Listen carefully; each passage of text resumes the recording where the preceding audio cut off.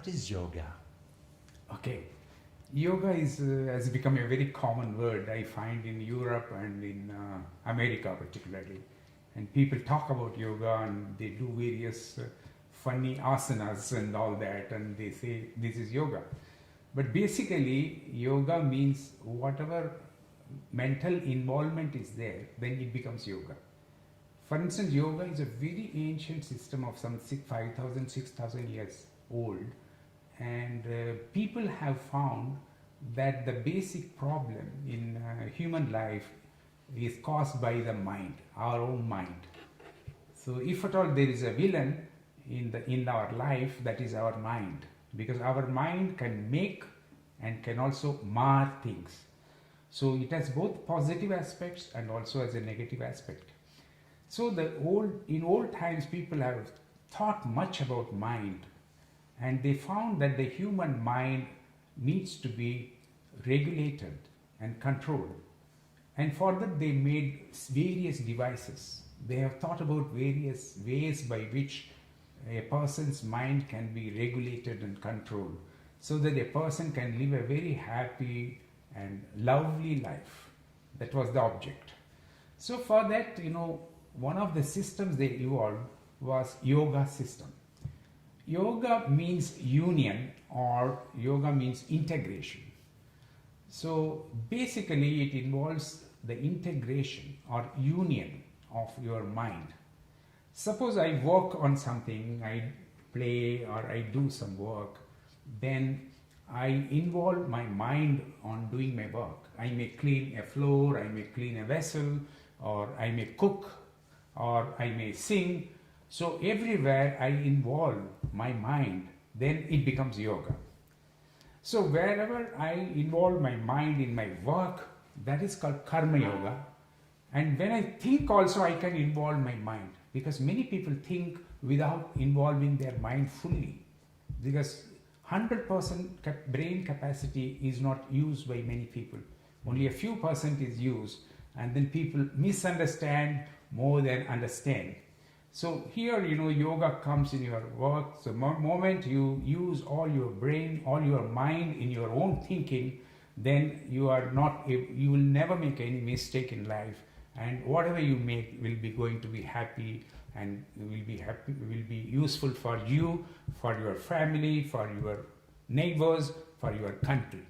So yoga is a system which makes us more efficient by using our mind in a proper fashion.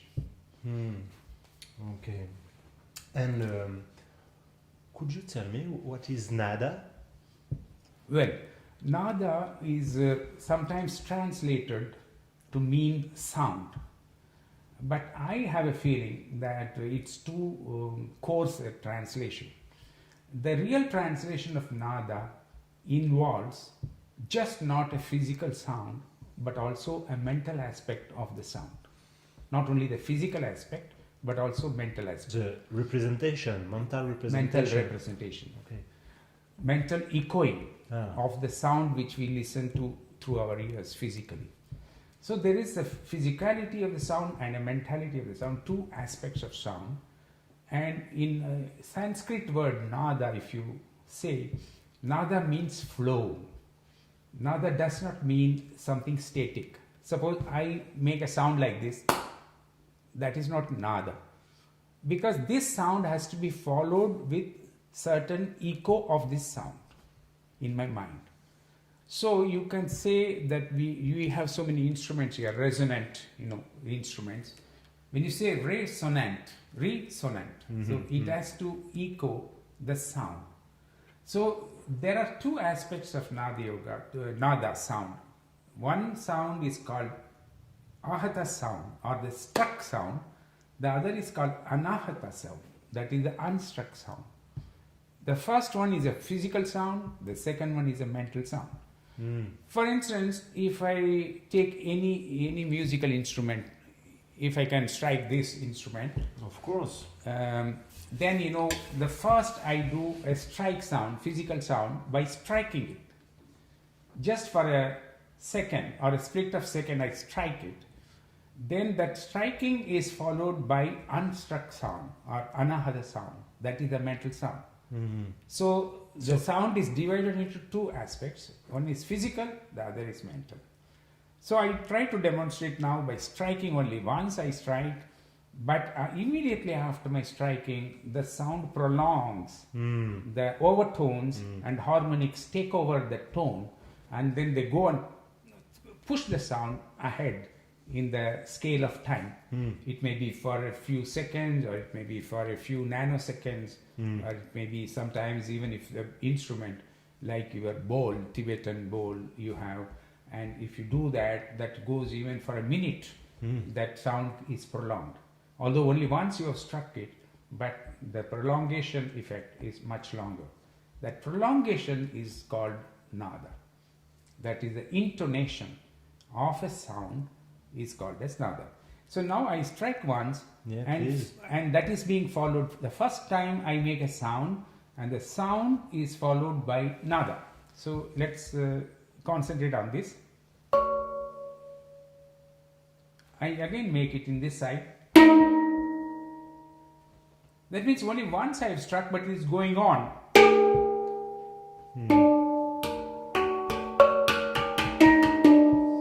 That is, even if I stop striking, then the sound is progressive. So that's what is nada. Okay, thank you. So you talk about yoga, you talk about nada, Yes. but what is NadaYoga? Yeah, that's a very relevant question. So when you bring yoga and nada together, then it has to become NadaYoga. So that means we saw yoga means involving the mind. Okay? When you add nada to your mind or the sound to the mind, then it becomes NadaYoga. You can call it yoga of intonation or yoga of sound, NadaYoga. So here what you do is, in NadaYoga, various practices are there to control your mind. It's like yoga system. For instance, it's part of yoga system. Actually, NadaYoga is not separate from yoga. It is integrated with yoga. So when you do meditation, particularly on breathing, because breathing is considered as the most important and essential function for the human being. If we are alive today, it is because of our breath. The moment you imagine a situation where you are going to close down your breath, either artificially or with your fingers or with your mouth, you are going to close it, or you are going to be tied up here and with a cloth and you are closing it, naturally we will all become dead bodies. So that means the breath is the thing that makes us alive, that makes us think, that makes us talk, that makes us do our work. So the breath is the most important and essential aspect of our life. And so the yoga system gives much importance for breathing exercise. When they do the breathing exercise, when you are inhaling the breath and exhaling the breath, there is certain very subtle vibrations. So you are sensitizing your body and mind to those vibrations, so that you know the importance of sound in your life, the importance of nada in your life. And eventually there are worshippers of sound in India. They are called Nada yogis. So they live most of their time only listening to this sound and absorbing these sound vibrations, and then they are feeling how their whole body is energized because of these sound vibrations.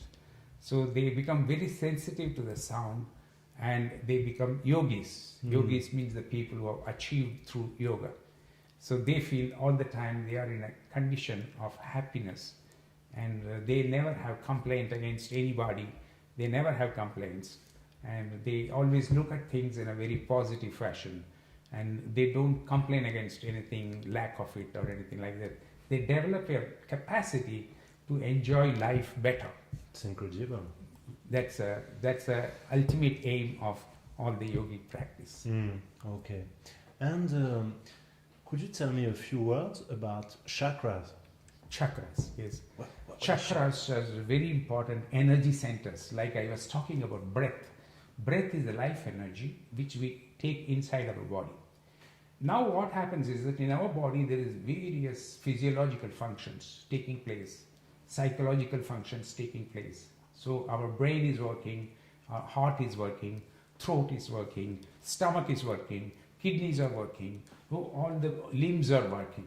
That means there is constant flow of energy in our body. It's a non-stop flow. Like nada, I said it's a flow. Flow means nada. So the same nada flows into our body like a life force, and then it activates our various aspects, our digestion or our sight, our sensations, our whatever we have with our environment. So here they have found there are seven important chakra centers in the body. 7 chakras. Starting from the basal chakra, the root chakra, that starts below the spine. We have a locus. It's not psychic centers. They are not physical centers, but they are psychic centers. So there, below the your vertebral column, there is a space that is assigned to as a root chakra. Then the second one is near your gonads. The third one is near your navel. The fourth one is near your heart. Fifth one is near your throat. Then the sixth one is near your forehead. And the last one, the seventh one, is on the crown, on the top of your head. So these are the 7 chakras. And in NadaYoga, each chakra is assigned with a note in an octave. Because the whole human body is considered as an octave. In South India, you have been there. There is Veena. It's a fretted instrument. There are seven frets are there. So each fret represents the backbone actually. So it is a vertebral column. So the human vertebral column is replicated in the instrument called Veena. So you told me that there is a link between the sound, the notes, and the different chakras. Yes, different. That's it. Yes. Okay. So that means each chakra or each note that emanates from that Veena, then you can be sort of synchronized with your body chakra. For instance, you have the low pitch notes, lowest pitch note you take in an octave. We work on a D scale right now. In D scale, for instance, if I tune this swara, Shruti box, in the Shruti box you have 4 strings, and that reminds you of the wavelengths of the octave. So I just switch it on, and you just concentrate on the sounds which are coming, because there may be different types of sounds are coming, overtones possibilities, harmonics will be coming. So you concentrate on that, and then you evolve a pattern. The raga is developed from this base. This is the what you call this is a foundation. This is a foundation of the ragas. So first I switch on the foundation, and after the foundation we will build the raga. For that in purpose I am taking a very simple raga called Maya Malava Gaula Raga. So this particular raga is normally the first lesson for the persons who wants to learn music.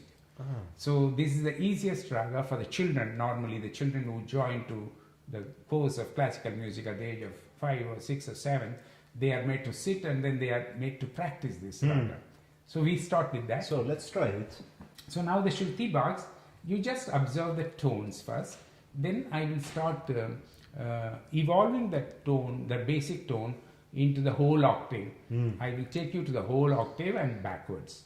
First we will ascend the raga, then we will descend the raga. Okay.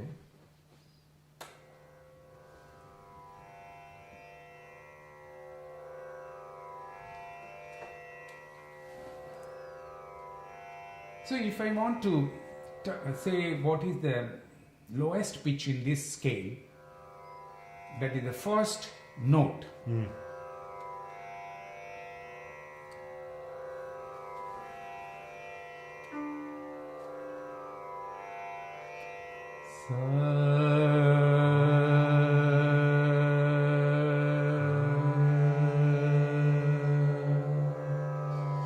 Then you take a deep breath and then slowly say sa. When you are saying that, you concentrate on your first chakra. That is the root chakra. Root chakra. So first note, we are synchronizing with the first chakra, which is in our base of the vertebral column, at the base. Take a deep breath.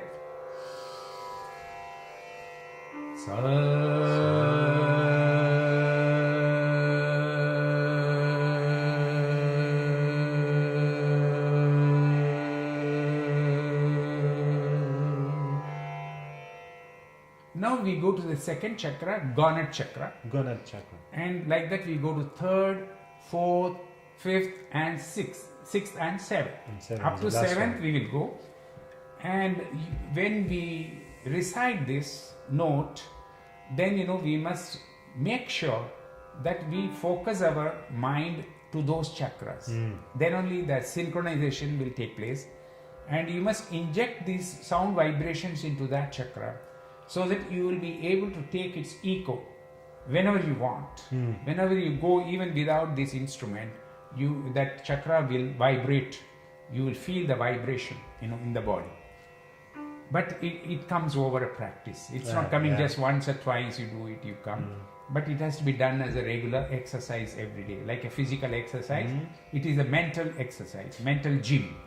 This is a kind of self-music therapy? That's right.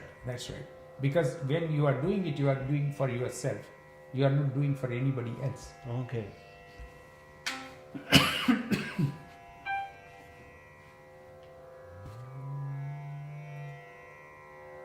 So I am taking to 7 swaras or 7 notes. I am taking to 7 chakras. Okay. So we start now. Yeah, I sing with you. Would you like to have this instrument, because this is also having some like Maya Mala Gaula, I noticed actually. Yeah. So I find this is working very well. So can you just check this, whether this first note is there in this? Sa, yeah, it is there. Re, ga, ma, pa, da, ni, sa,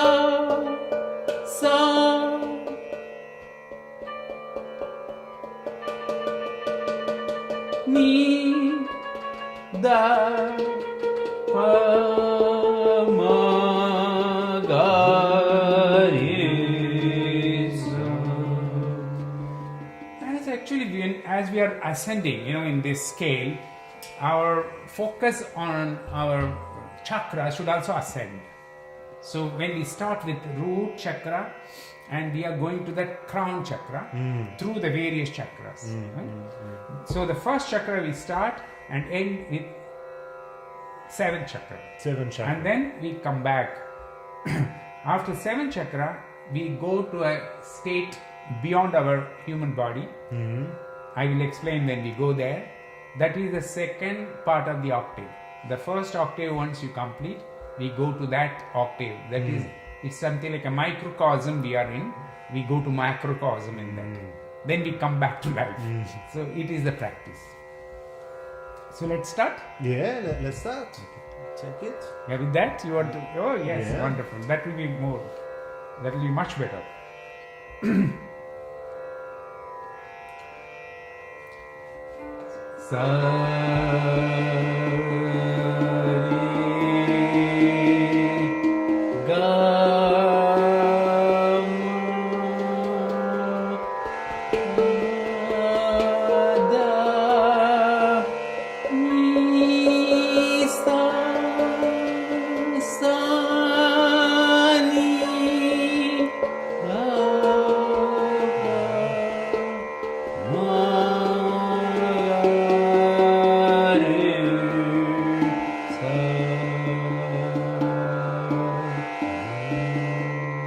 Then what we do is, whenever we want to sort of give some special attention to the chakras, for instance, we have 7 notes.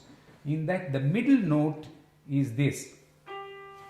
Can you get that? This is the middle note.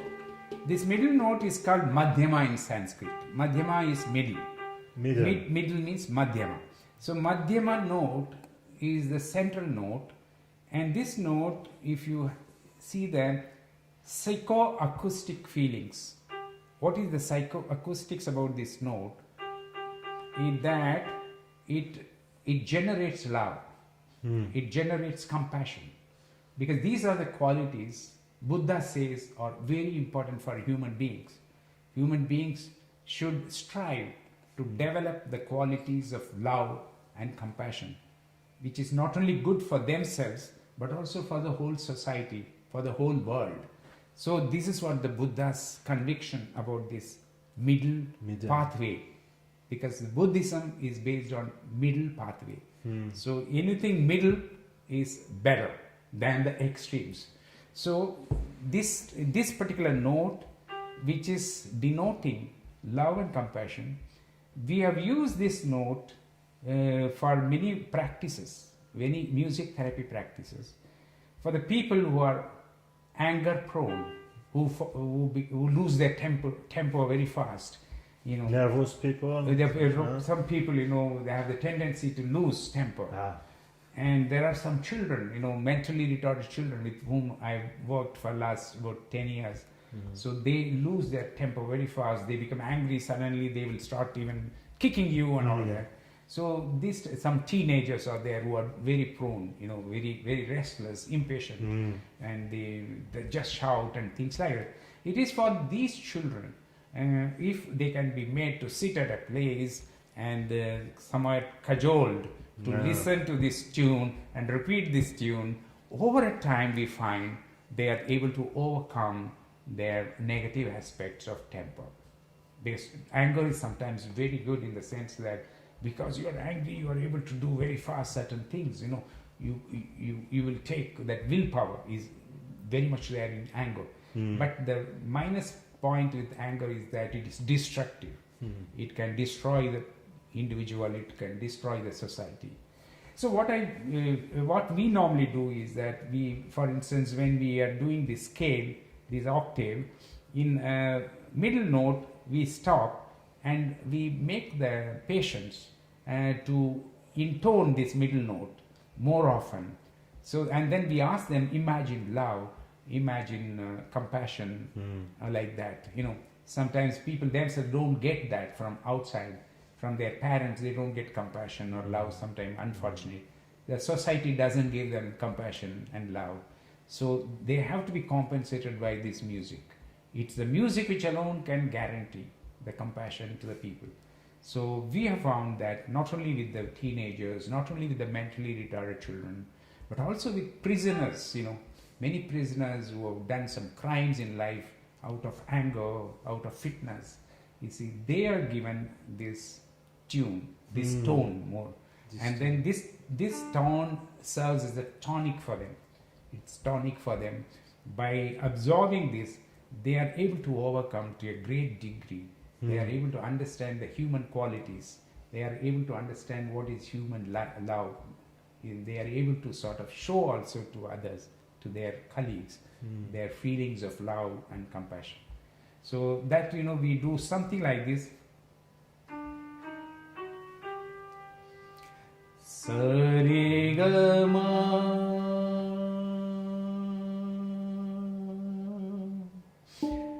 And we ask them to concentrate this ma in their heart, because heart is the symbol of love.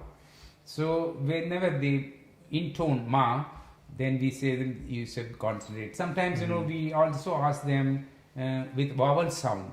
For instance, instead of saying sarigama, we say a a a a. I will show it now.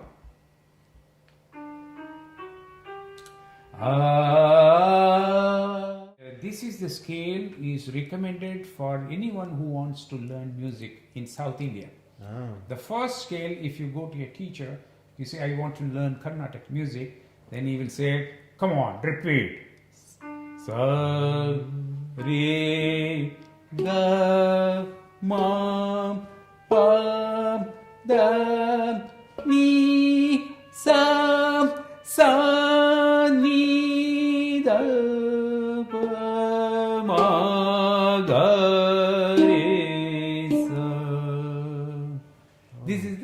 ascending and descending raga scale. So the scale. And over that they develop so many complicated sort of presentations. For instance, I can say there is something called, it's a very complicated manner of singing.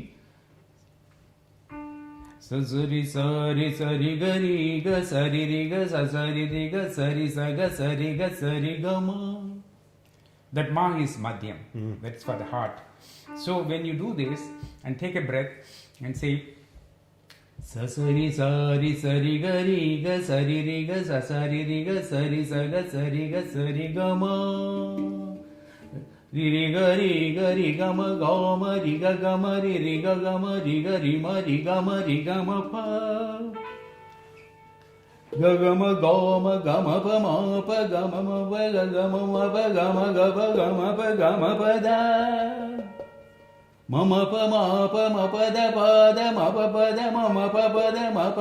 ma pa da ma pa da ni. Pa da ni da ni pa da ni pa da ni pa da ni sa. So that means various permutation and combination of these notes you are utilizing when you develop a sort of system with synchronization with your chakras. When you do this, you will find there is a lightning effect of those chakras which are synchronized with these frequencies. So it's a very beautiful experience, and that one can cultivate in life.